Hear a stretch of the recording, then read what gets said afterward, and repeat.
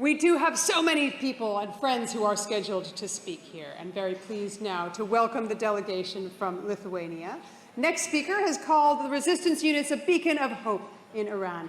Please do welcome Member of Parliament and Member of Foreign Affairs Committee, Marius Matijošaitis, and the Lithuanian delegation.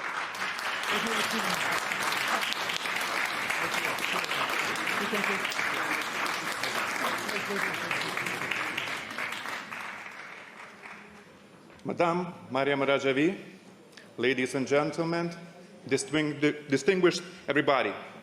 Let me do one thing first, as I worked as a simultaneous interpreter. Interpreters, you're doing a very good job. Please applaud them.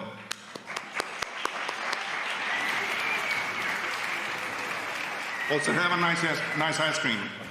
It's a summertime.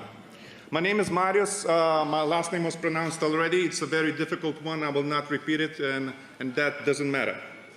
But what matters? There's 4 Lithuanian members of the parliament with me together. Arminas Lydeka, also Lukas Savickas, and a signatory of the Independence Act, Emanuelis Zingeris, you've heard yesterday. So we managed, together with other colleagues, thank you.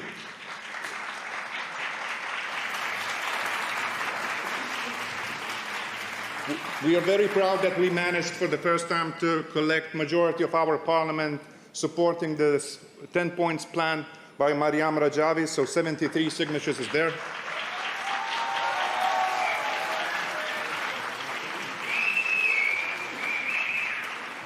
Why it is so? Let me tell you a little bit about Lithuanian experience. Lithuanians as well, you will recognize some things, has been tortured, raped, abused, exploited, killed, mass murdered, mostly by Russian imperial power. Usually from 1940 to 1990s, so for 50 years. And then January 13, 1990, I wasn't born yet, Russian tanks came. They crushed people, they shot them in the face, so blood was spilled for people like me, as young as myself. But they gave a chance for me and more experienced colleagues to continue to build Lithuania, to continue our modern democracy that can be proud nowadays for the standard of human rights, the standard of the rule of law, and gender balance, gender equality, the quality of life that we still improving, freedom of religion, and the unprecedented opposition for the appeasement politics that we fight against all the time. Here are the same goals from you repeatedly that you want to succeed, achieve these things as well. So I want you to wish all of the best to do so ASAP.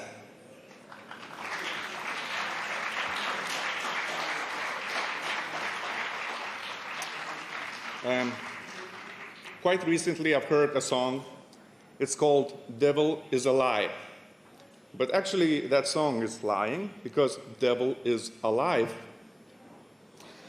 It's alive in the souls and the actions of the rulers of the regime of Iran.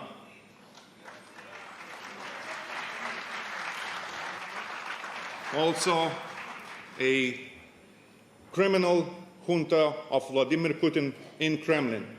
Also things done by Alexander Lukashenko in Belarus, Kim Jong-un, North Korea, proxies, Hamas, Hezbollah, Houthis.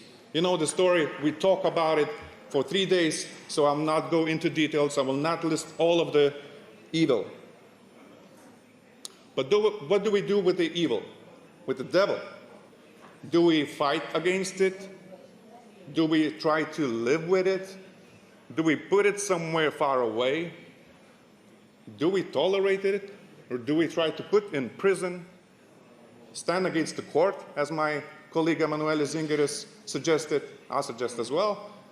But there's a dilemma, what do we do with the devil?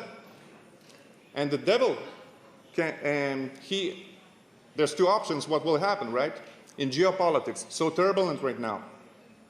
For example, in 2 weeks, Hezbollah attacks Israel. and Israel responds once again the way they respond. And that means Iran is going to be involved.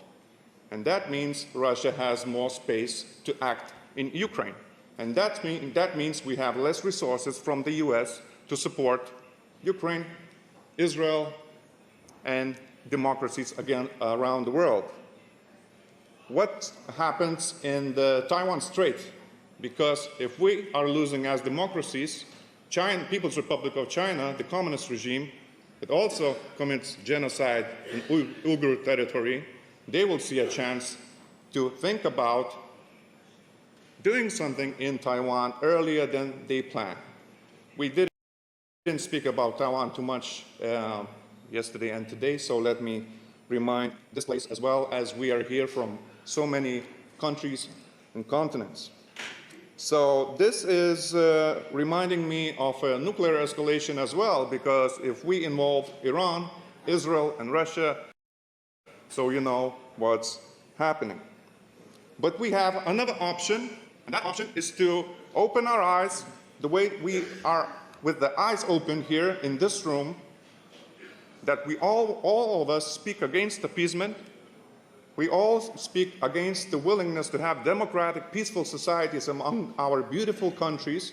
It doesn't matter in Europe, Middle East, Latin America, Africa, Asia, Australia, North Korea, anywhere.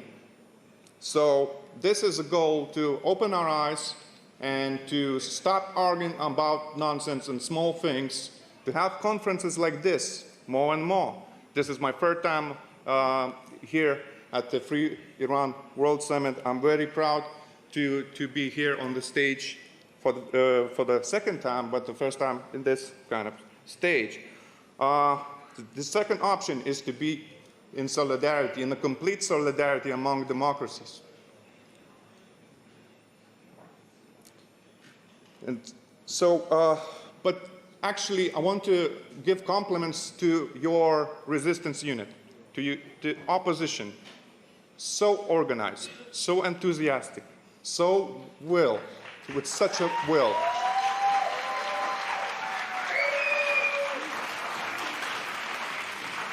So it impressed me a lot. It impressed me a lot. That's why I keep coming here, keep supporting. But I have a dilemma. We have a dilemma with our Lithuanian colleagues. You know, where is the Russian opposition?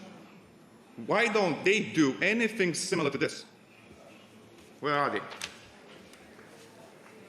So I hope we all get rid of the evil that's around. Defend Ukraine. Free Iran.